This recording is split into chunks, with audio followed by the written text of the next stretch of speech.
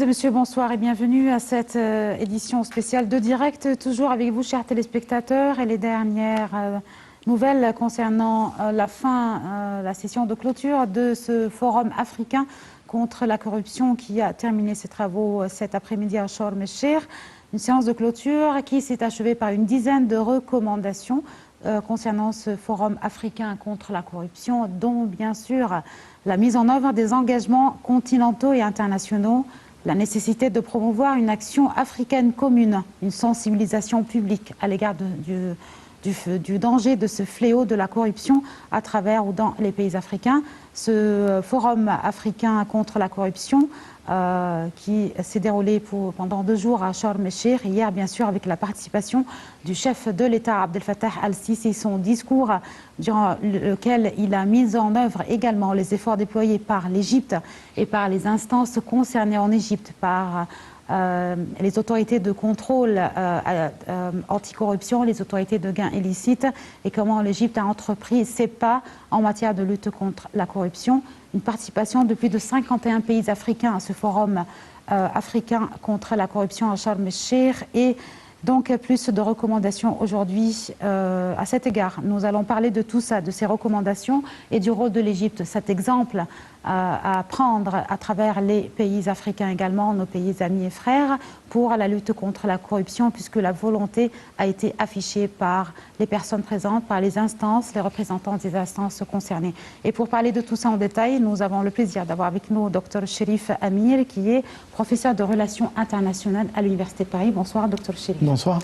Donc, Dr Cherif, hier, je vais commencer par, bien sûr, l'importance. Hier, on a mis en exergue cette importance de la tenue de ce forum africain contre la corruption à Sharm el-Cheikh, comment l'exemple égyptien a été étalé en matière de lutte contre la corruption à travers les instances concernées, et surtout le rôle aussi de l'autorité du contrôle ici en Égypte contre la corruption, et les déclarations également du général Cherif Seif El Nasr, qui est président de cette autorité.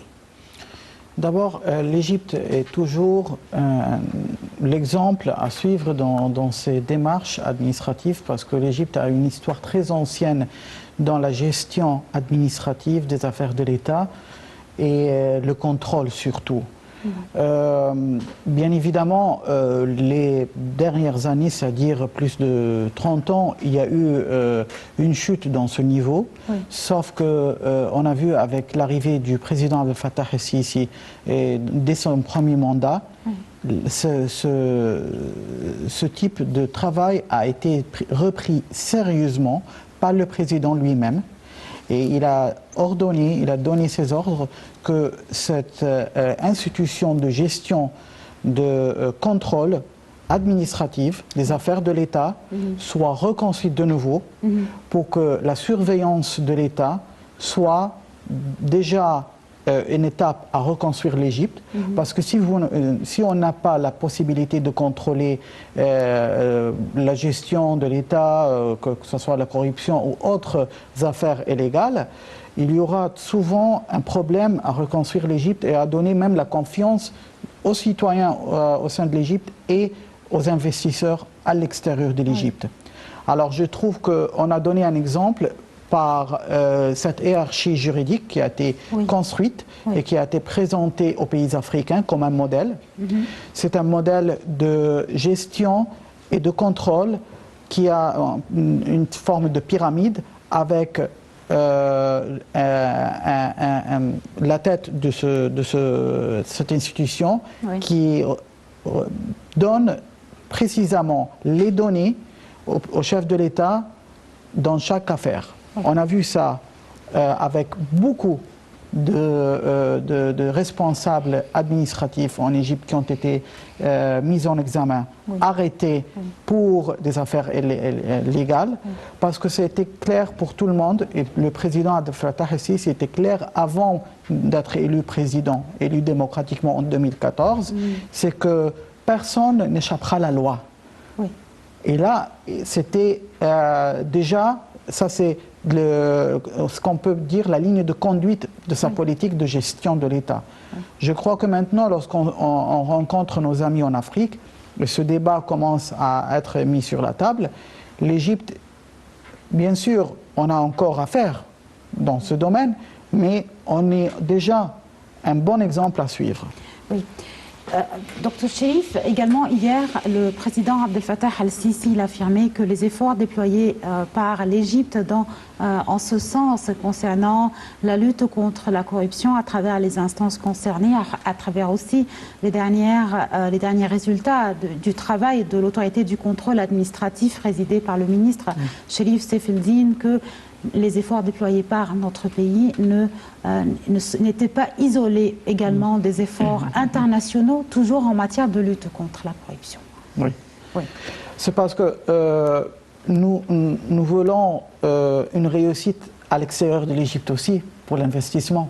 On ne peut pas demander aux investisseurs étrangers de venir dans un pays où il y a la corruption, il y a la bureaucratie, et après ça on se plaigne qu'on a un niveau économique faible. On doit travailler sur nous-mêmes d'abord. Et c'est ça le message du président ici, même dans cette conférence. Il a dit hier, il a dit à ses homologues africains, et il a dit aux jeunes surtout de l'Afrique, on ne peut pas construire notre continent sauf avec nos propres mains. C'est-à-dire on doit travailler sur nous-mêmes.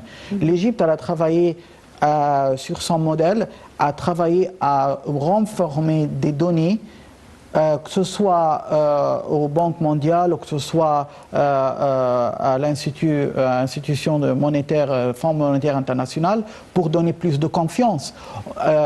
C'est une étape... qui ont d'ailleurs salué les efforts déployés par l'Égypte. Exactement.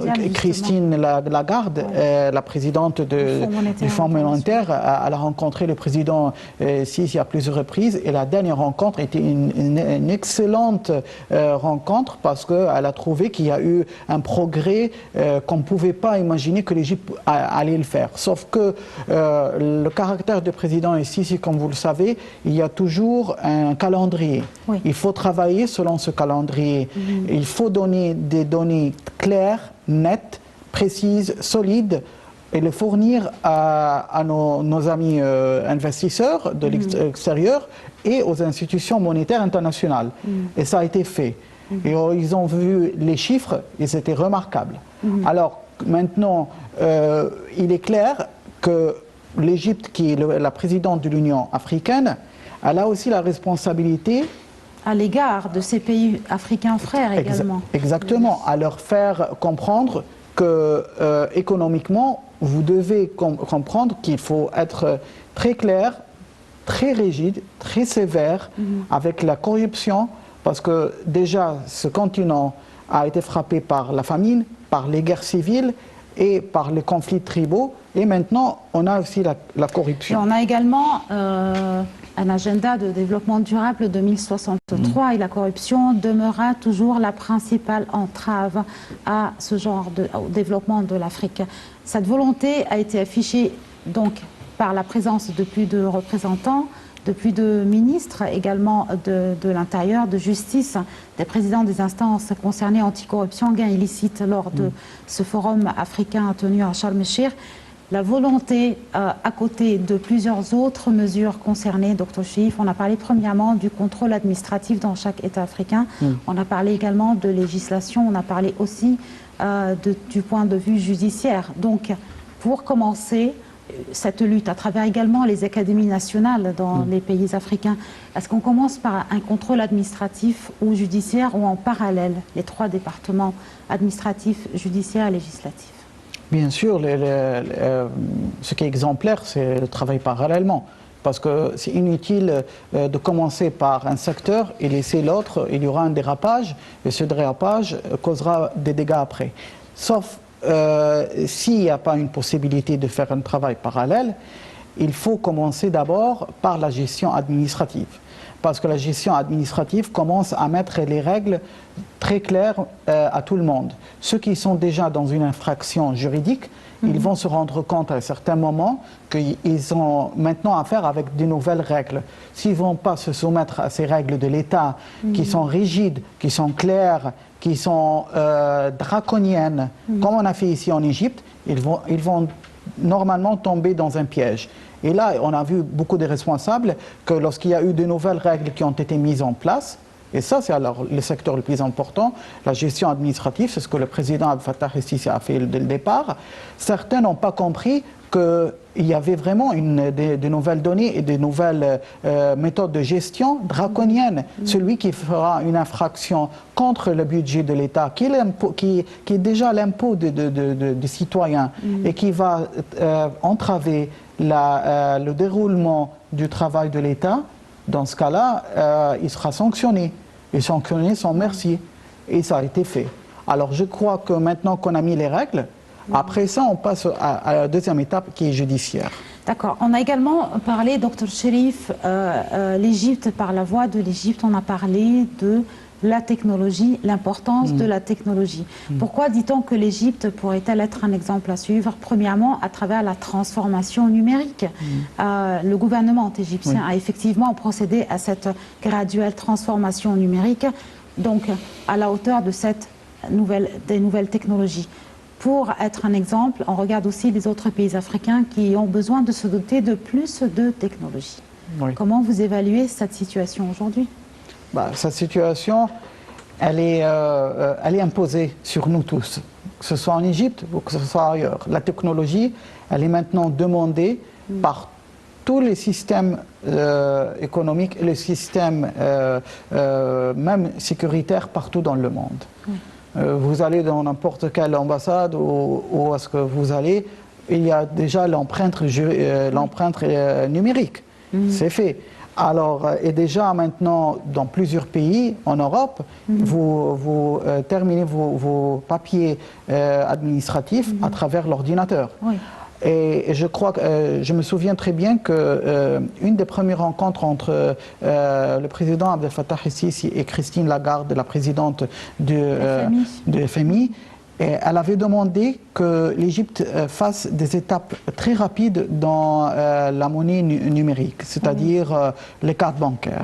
Oui. Oui. Et là, l'Égypte a commencé à faire ces étapes. Bien sûr, nous, en tant qu'Égyptiens, on n'a pas cette culture encore de travailler à travers les cartes bancaires et tout. Mais ça va venir. Et je crois que c'est la même chose en Afrique. Nous, on est plus développé, bien sûr, dans ce système, parce que le Moyen-Orient tout entier a un nouveau modèle. Parmi les principales recommandations aussi, c'est l'échange d'informations, d'expériences dans le domaine, puisqu'on parle de lutte contre la corruption, et une des principales recommandations, c'est cet échange d'informations entre les ministères concernés, je veux dire, entre les instances concernées. Comment cet échange pourrait-il donc être effectué par les différentes instances? D'abord, c'est une lutte contre le blanchiment d'argent.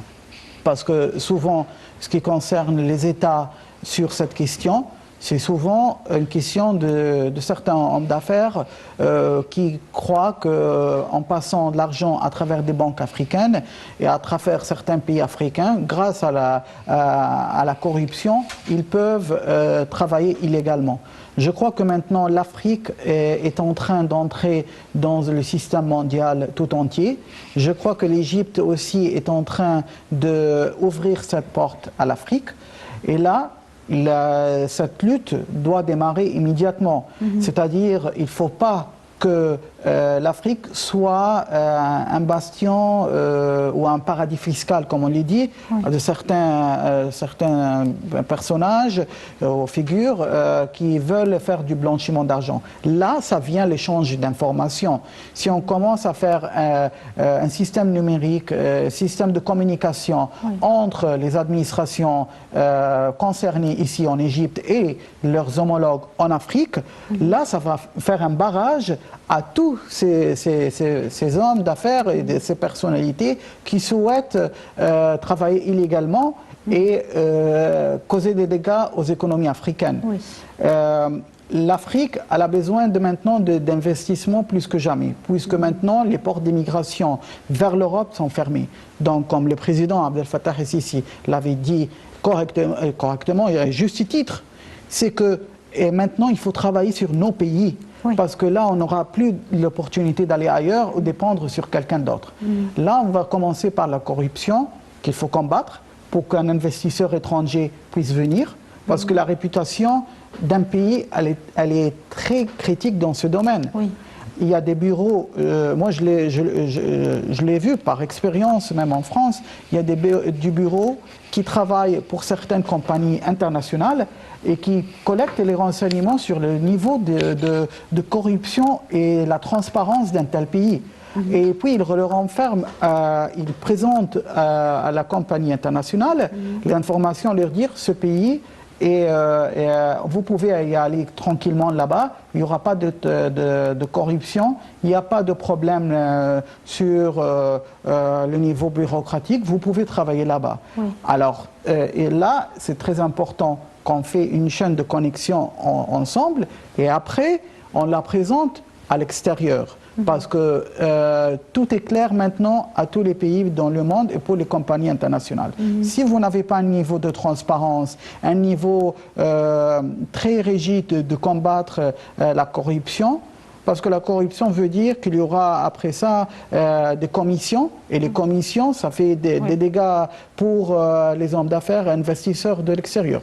Donc là, le système de l'État qui est très rigide donne l'assurance, renferme un peu de sécurité à ceux qui viennent investir. Et je suis très optimiste sur le cas égyptien, parce qu'on a un président, le président Fattah el-Sisi, qui est très concerné par cette question. Il comprend qu'on ne peut pas continuer dans un système où il y aura des lacunes comme ça, et en même temps demander à l'Europe ou demander même à nos amis en Chine de venir investir. Oui, d'accord. Docteur Cherif, on va s'arrêter quelques instants pour, avec nous en ligne, notre correspondant à Sharm el-Sheikh, Hani Farag. Hani, bonsoir. Oui, bonsoir. Bonsoir tout le monde. Bonsoir ma chère collègue. Hani, on a suivi toutes tes interviews et on te remercie infiniment pour ces éclaircissements. Parmi les recommandations, une dizaine de recommandations après cette séance de clôture du Forum africain contre la corruption. Est-ce que vous pouvez nous citer quelques-unes, les plus importantes recommandations affichées ce soir par les instances présentes à Sharm el-Sheikh? Oui, tout d'abord, j'aimerais bien de vous remercier infiniment parce que vous avez dit même des choses très importantes en ce qui concerne la corruption.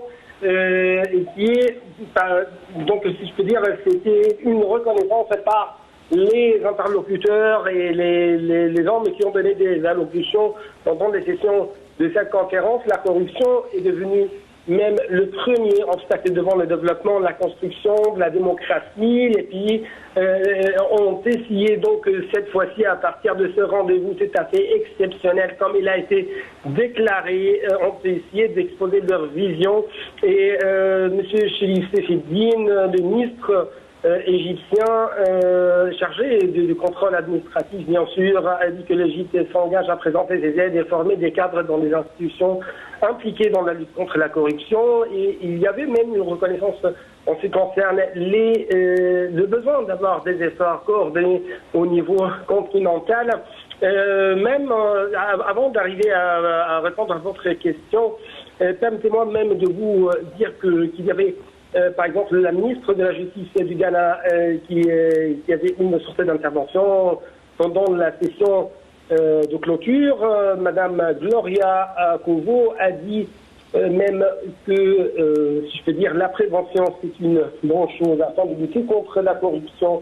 C'est l'un des ailes de la lutte contre la corruption, de la société civile, les médias, la police et les institutions qui sont impliqués dans la lutte contre la corruption doivent être très renforcés et doivent avoir une sorte de coopération très étroite, notamment les journalismes d'investigation, ce genre de journalisme d'investigation, comme même il a été déclaré par l'un des messieurs chargés du contrôle administratif ou de l'instance administrative, si je peux dire, en Tunisie.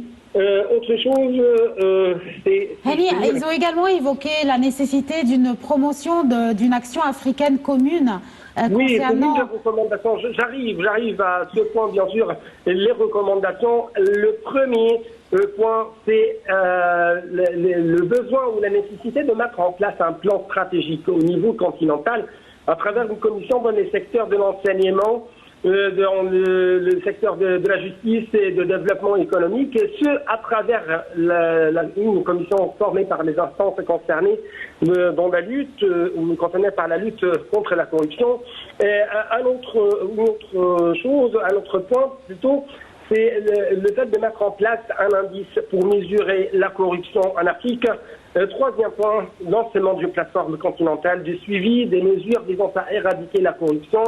Et quatrième point même, c'est le besoin de mettre en place un mécanisme électronique sécurisé entre les pays afin d'échanger les informations sur les crimes organisés, sur la corruption, les blanchiments de l'argent. Mettre en place un autre point, bien sûr, ou plutôt examiner le mécanisme de la lutte contre la corruption périodiquement, renforcer la coopération avec les partenaires internationaux, élargir la conclusion des accords des mémorandums, même entre l'Académie nationale de l'anticorruption aussi en Égypte et les autres instances du contrôle pour former des cadres africains qui peuvent bien sûr renforcer cette lutte acharnée contre la corruption. Il y avait un autre point très intéressant, c'est le fait de promouvoir les autorités et les instances opérantes dans la lutte contre la corruption, et enfin étudier de mettre en place le mécanisme mécanisme visant à arriver à mettre en place même ce forum chaque année. Encore une fois, si je peux dire que pour clôturer tout ce qui s'est passé, il y avait une chose très importante. La corruption, c'est une religion. La corruption, c'est une croyance, c'est une culture. Donc, cette culture gagne et touche l'Afrique tout entière.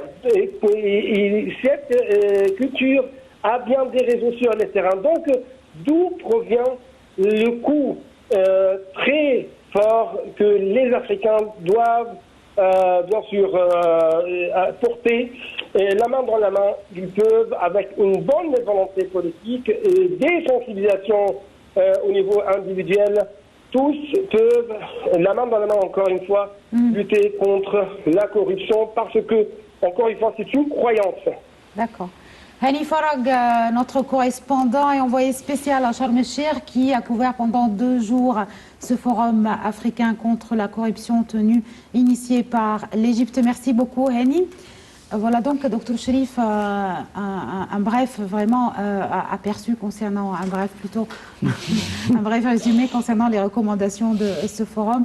Il nous a parlé de la concertation des efforts, il nous a également parlé de la nécessité d'une sensibilisation publique.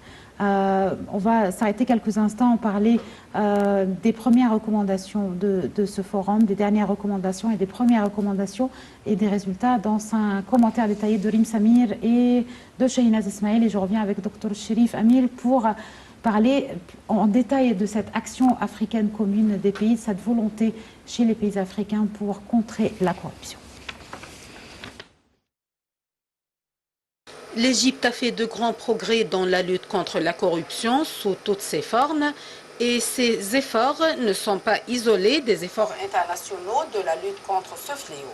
C'est ce qu'a déclaré hier le président Abdel Fattah el-Sisi à l'ouverture du premier forum africain sur la lutte contre la corruption à Sharm el-Sheikh. El-Sisi a ajouté que le forum s'était tenu en Égypte, convaincu de l'importance de promouvoir une action africaine commune, et s'est félicité de la coopération avec les agences concernées afin d'échanger les expériences entre le continent et de lutter contre la corruption. Le président a indiqué que l'Union africaine avait besoin d'une coordination des efforts pour lutter contre la corruption qui gangrène les économies de ces États. Le chef de l'État a souligné que la tenue de ce forum émanait de la croyance en l'importance de consolider l'action africaine commune et d'échanger les expertises en matière de lutte contre la corruption qui figurent désormais en tête des priorités des États africains et de l'agenda de l'Union africaine, estimant que cela exigeait certainement une coordination dans les domaines politiques, législatifs, judiciaires et de contrôle. Il a également plaidé pour une sensibilisation du public aux dangers et séquelles de la corruption qui représente un obstacle principal au progrès et à la réalisation du développement durable. Le chef de l'État a rappelé que l'Égypte avait promulgué les législatives nécessaires pour lutter contre les diverses formes de corruption et créé la Commission nationale de coordination ainsi que l'Académie nationale de lutte contre la corruption. Le président a rappelé également que le Caire avait rejoint les accords onusiens, africains et arabes servant de document juridique principal dans le continent africain. Le chef de l'État a enfin réitéré la nécessité d'adopter une vision commune, de renforcer les mécanismes africains permettant de cerner la corruption à tous les niveaux, ainsi que la coopération avec les partenaires de l'Afrique.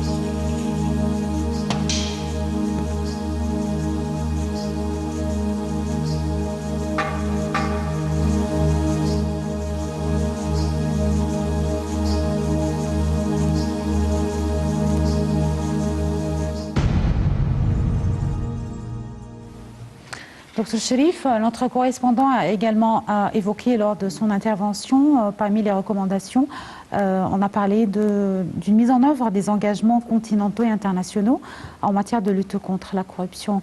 Que veut-on dire par ces engagements? Comment les mettre en œuvre? Il a indiqué quelque chose de très important, c'est les recommandations aussi unisiennes, c'est-à-dire... Et arabes. Et arabes. Oui, et africaines. Mais en fait, ça montre ce que je venais de dire, qu'il y a une relation maintenant de partenariat avec le système tout entier dans le monde. Oui. On n'est pas isolé dans le cas de l'Égypte ou le cas de l'Afrique ou le cas arabe, mais on est maintenant dans un système où il y aura un investissement de compagnies multinationales et il faut avoir des données claires à tous ces pays-là. Et je crois que ces recommandations, elle est maintenant gérée aussi par des organisations spécifiques qui sont issues de l'ONU ou issues aussi de certaines organisations régionales comme l'Union européenne ou l'Union africaine. Donc il y a ce relief, il y a cette liaison qui est là. Il y a toujours, par exemple, si on veut faire de l'exportation vers l'Europe, il y a des règles, des règles à respecter. Pareil pour l'Afrique. Et normalement, pour faire cet échange entre ces deux continents, il faut que ces deux règles soient correspondantes. Ça, c'est le travail des juridiques dans ce domaine et des juristes. Et là, je trouve que l'Égypte est un lien. On est condamné à être comme ça par notre situation géographique. Oui, on est les liens entre l'Europe et l'Afrique. Il faut aussi mentionner que hier, lors d'une des interviews avec le président de la Commission nationale de la lutte contre la corruption en Égypte, de l'Académie nationale de lutte contre la corruption, il a affirmé que l'Égypte était l'Académie égyptienne nationale de lutte contre la corruption. Elle était l'académie mère pour les autres académies dans le continent africain, avec nos pays frères. Et donc, ça retraduit encore une fois cet échange d'expériences égyptiennes avec les autres pays frères et voisins en Afrique. Pourquoi l'Égypte a-t-elle initié, présidé ce forum africain contre la corruption? On va savoir ces détails avec notre collègue Rim Samir, Shahinaz Ismail, avec la participation de 51 pays africains et arabes. Pourquoi l'Égypte et pourquoi à Sharm el-Cheikh dans ce compte rendu? L'initiative égyptienne de coopération et de transfert d'expertise dans le domaine de la lutte contre la corruption est l'occasion d'aborder des efforts nationaux déployés par les pays africains en matière de lutte contre la corruption dans la perspective de mettre en œuvre les engagements continentaux et internationaux. Ce forum qui voit la participation des ministres africains de la justice et de l'intérieur, des responsables des organes de lutte contre la corruption et des organes chargés de la reddition des comptes et des gains illicites dans les pays africains, se planche sur le rôle de la lutte contre la corruption dans le développement du continent, ainsi que du renforcement des capacités dans les divers aspects de la lutte contre ce fléau. Selon les organisateurs, cette rencontre a pour objectif principal d'encourager les pays africains à adopter des politiques et des plans d'action pour éliminer la corruption, sensibiliser aux dangers de la corruption et mettre l'accent sur les efforts de développement et de modernisation à travers l'échange d'informations, d'expériences et la sensibilisation aux mesures et expériences nationales relatives à la lutte contre la corruption. Le continent africain perd environ 50 milliards de dollars à cause des flux financiers illégaux qui nuisent à l'économie et sapent les efforts de développement du continent noir.